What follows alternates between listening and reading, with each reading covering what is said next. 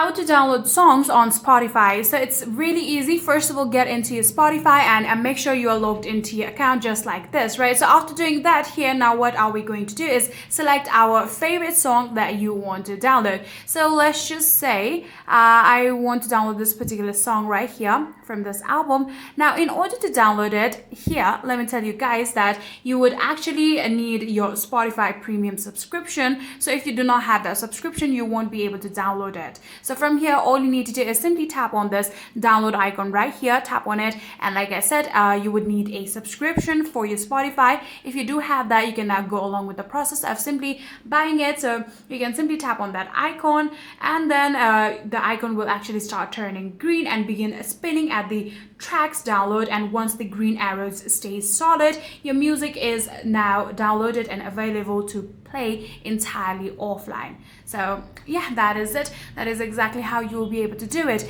If you want to hear it offline, you can tap on your profile icon right here. Then from there, you will actually be able to tap on your profile right here, and in here you'll be able to see all of your downloaded songs. So yeah, that is it. If you guys do have any further queries, please let me know in the comment section down below.